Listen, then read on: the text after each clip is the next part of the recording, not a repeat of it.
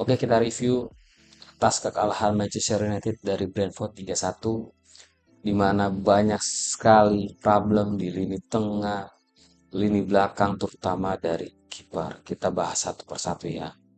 Oke, dua gol Brentford terjadi di mana itu adalah counter ball ataupun bola direct yang langsung ke depan. Itu menjadi titik lemah Manchester United setiap minggunya. Gua nggak tahu lagi kenapa itu sering terjadi. Bola-bola dari ke depan atau long ball ke depan, di mana tadi ada dua gol yang berujung kesalahan pertama itu dari Maguire yang tarik offsetnya kakinya agak di belakang sedikit jadi sejajar dengan eh, kepalanya si Thiago.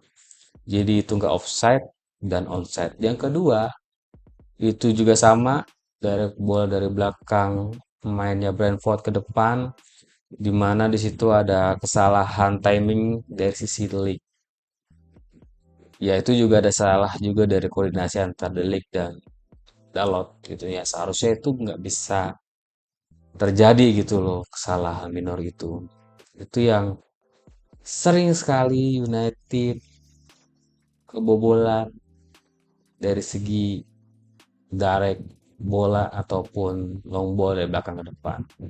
Ini jadi permasalahan yang setiap week ada terus. Nah, gua nggak tahu kenapa Amorim gak bisa mencari solusi itu ya, karena dia sebenarnya dari tiga back itu udah oke. Maguire, Lee sama si Luxau, cuman terkadang Luxau sama Maguire itu ups and down, jadi nggak bisa apa namanya seperti sebelumnya lah on fire. Yang on fire itu cuma delay doang. Mungkin tadi ada beberapa ini ya apa namanya kesalahan minornya si delay, cuman untung nggak jadi gol. Tapi overall sebenarnya yang paling di belakang bagus ya delay gitu.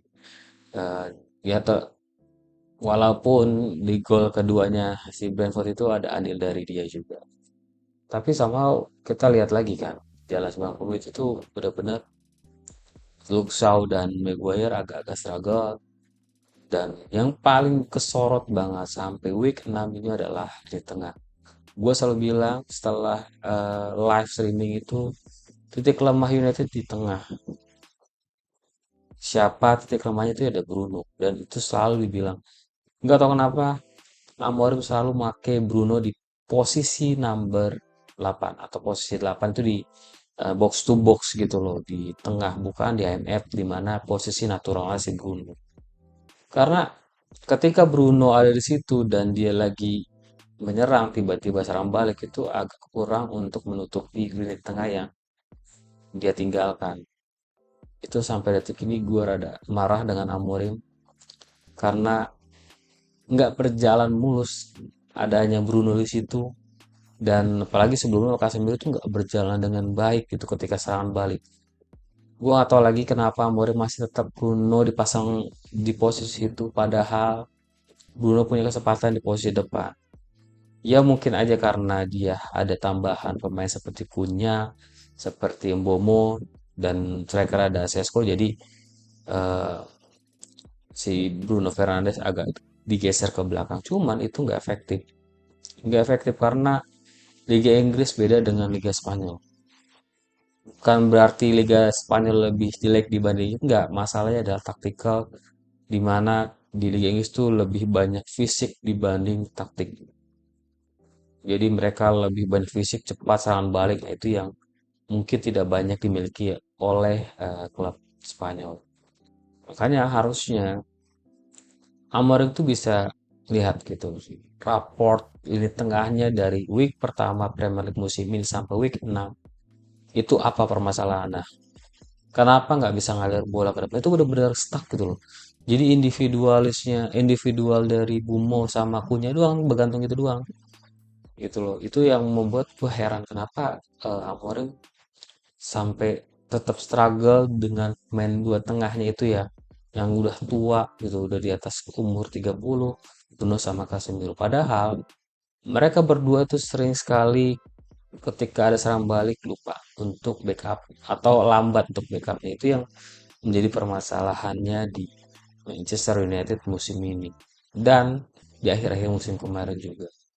Itu yang menjadi pertanyaan gue, apakah dia sampai tidak percaya untuk mencoba Ugarte dan Kobe Maino, ataupun setidaknya Bruno tidak dimainkan di posisi 8 lah. Mau Ugarte, maupun Amorim, masih Maino, ya itu apa salah kalau kita belum mencobanya gitu loh. Dan coba Bruno kalau misalnya tetap ingin dimainkan sama Amorim, ya coba digeser ke depan gitu. Kenapa tetap memaksakan Bruno di posisi 8, sedangkan Bruno posisi 8 itu agak lama megang bola, kita butuh cepat. Bruno itu cepatnya ketika di posisi nomor 10. Nah itu nggak tahu, mungkin karena dari sisi Amorim melihat Bruno punya gitu loh, punya eager untuk bertahan, tapi kan kenyataan sampai week 6 Bruno agak keteteran di posisi itu loh. Kecuali mungkin kita mendapatkan kemarin ya pas lagi di pusat transfer mendapatkan Baleba ataupun DM yang kuat bisa cover areanya Bruno. Nah, itu menurut gua ada kesalahan dari Amorim. Kenapa ketika lu ngedapat gelandang tengah yang berkualitas, ya lu kenapa nggak nyoba untuk pemain lain di posisi itu? Mencoba aja dulu satu dua pertandingan. Atau lu coba sih, wah berarti nggak cocok nih dengan Bruno dan Casemiro, coba Bruno ya agak geser ke depan, mungkin tengahnya agak ditambah lagi. Itu yang menjadi concern gue sampai detik ini, kenapa United kayaknya nggak bisa kemana-mana gitu. Dan banyak fans juga menyatakan ya Bruno nggak bisa di posisi 8. Dan yang agak gue bikin kesel adalah di posisi kiper, dimana gue habis pikir lagi sama Bayindir tuh nggak bisa sama sekali menurut gue ya untuk jadi kiper nomor satu Manchester United, bahkan klub-klub terbaik di Eropa. Nggak akan ada yang mau, karena itu bener-bener cara untuk melakukan eh, apa namanya, tepisnya dari segi dia halau-halau tendangan dari lawan tuh menurut gua agak-agak bukan kiper kelas dunia atau kiper kelas satu untuk besar gitu loh. Makanya gue rada aneh kenapa Amor tetap memakai dia. Alasannya apa? Karena di gol ketiga itu kelihatan banget. Itu murni, itu murni ya kualitas, bukan lagi masalah dia mental sih. Karena kayak gitu tuh udah berapa kali dia dapatkan gol-gol kayak gitu yang mudah banget sebenarnya kiper biasa itu bisa melakukan save. Di tengah golnya Johnson tuh harus bisa tepis, tapi dia nggak bisa tepis, itu aneh. Padahal dia tinggi. Dan lu punya kiper baru yang baru lu beli di bursa transfer kemarin itu udah Sen Lammers. Kenapa lu nggak coba itu? Itu yang menjadi permasalahan saat ini. Kenapa Mourinho batu banget kepalanya? Kenapa lu nggak coba gitu loh? Ini kan buat buat kenyamanan lu juga kan. Bertahan lama di Old Trafford. Lu kalau bisa tetap pakai Baindir, gue kayak gini ya salahnya lu nggak akan menyalahkan pemain, gue percaya deh. Pasti akan disalahkan adalah pelatih. Karena lu udah ngambil gambling yang terlalu parah, memainkan berulang kali Baindir padahal dia tidak baik untuk melakukan penjagaan sebagai ya kiper nomor satu di Manchester United. Itu yang menjadi kegeraman gua. Dan lagi, mungkin ini agak agak ini ya apa namanya bimbang dari segi eh, pemilihan skuadnya si siapa Amorim. Tapi menurut gua ketika Dalot datang pada saat setelah sembuh itu agak menjadi problem. Kenapa? Dalot itu sebelum cedera pun, pada saat fit pun dia belum bisa memberikan 100% buat United. Terkadang dia banyak banyak banyak masalahnya di lapangan atau posisi kanannya. Nggak tahu kenapa selalu kayak tadi tuh gol keduanya si Brentford itu benar-benar ada andil kesalahan dia, kenapa masuk ke dalam padahal ada di sebelahnya itu ada lawan, kenapa nggak tutup dulu. Jadi yang bikin bingung itu dari koordinasinya si De Ligt dan Maguire juga. Dan tadi juga kebanyakan posisinya Dalot yang diincar sama striker-strikernya si Brentford.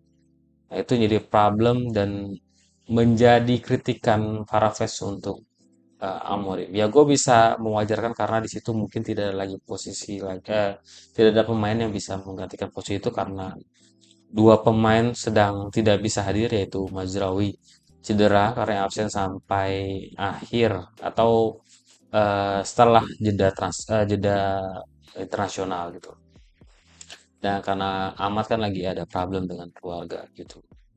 Nah itu yang mungkin gue bisa pahami. Cuman di posisi kiri ketika Dorgu memang struggle gak bisa stand up, kenapa nggak nyoba untuk pemain baru lainnya gitu loh. Ya sekitar 10 menit terakhir lah gitu ketika ketinggalan coba, karena itu 10 menit terakhir ketika Dorgu diganti sama Zirkzee itu benar-benar membingungkan gitu bagi skuad United.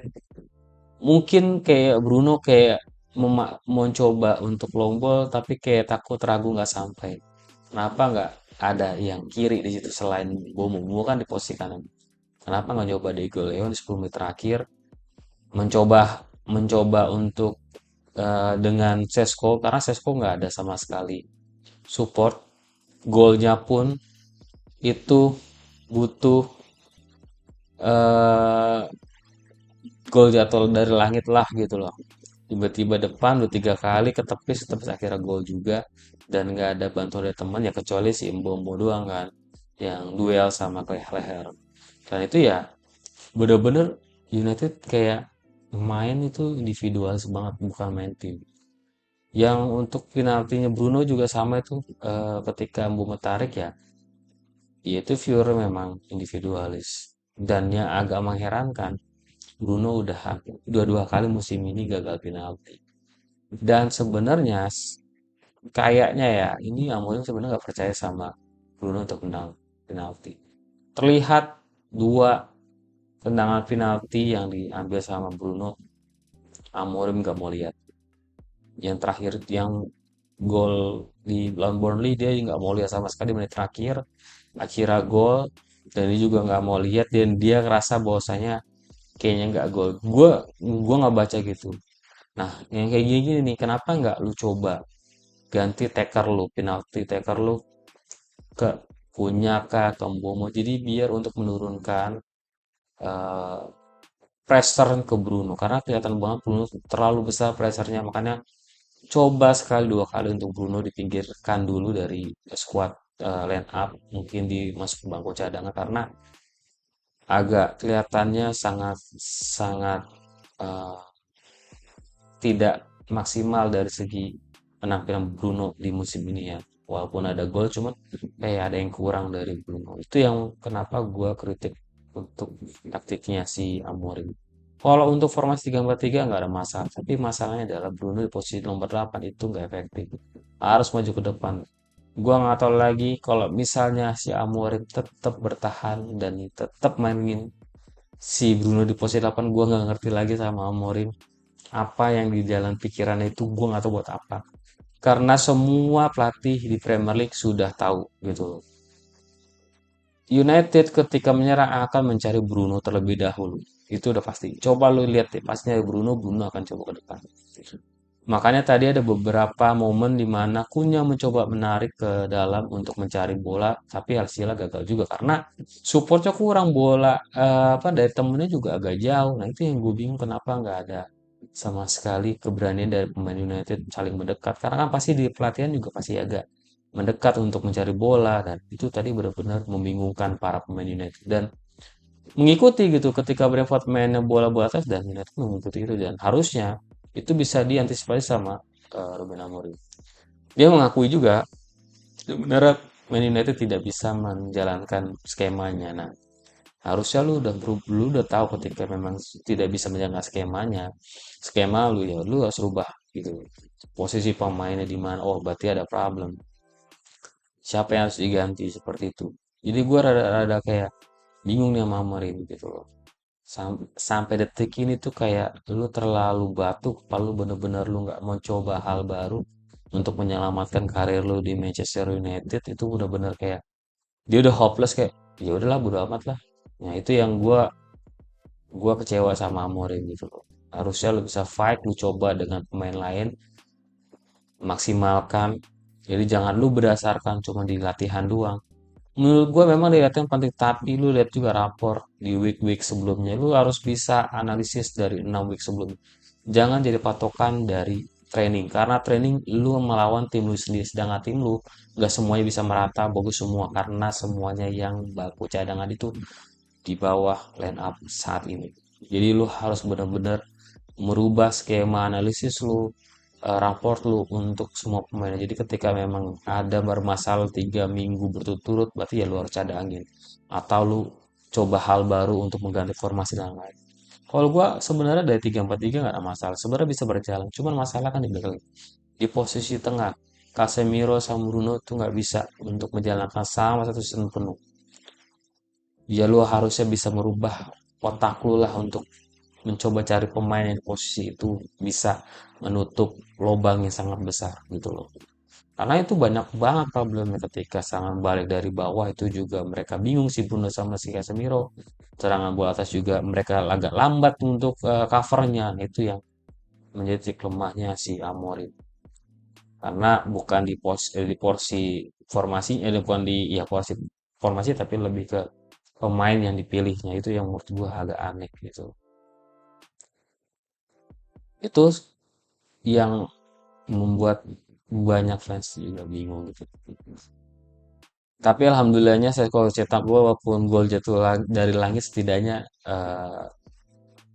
julukan 007 tidak terlabelkan oleh Sesko karena itu ada gol satu. Semoga akan berlanjut gol-golnya. Semoga teman-teman bisa sadar apa yang dibutuhkan sama Sesko untuk bisa menjadi gol. Karena percuma lu punya striker sebenarnya bisa mobile juga, terlihat mobilenya sangat mobile, tapi kayaknya agak kurang gitu loh, dari teman-teman support dia.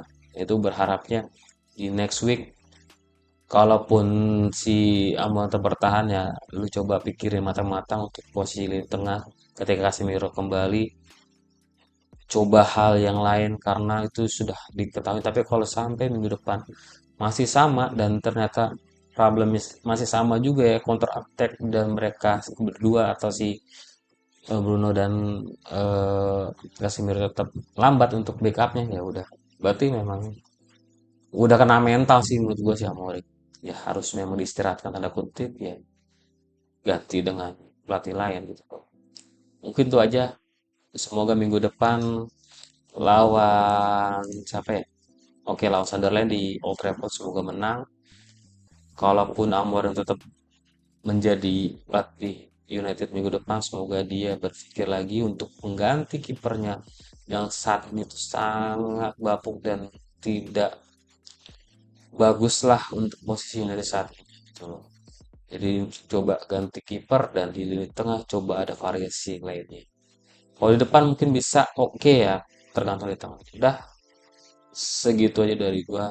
Semoga hari kalian menyenangkan selama seminggu ke depan. Bye bye.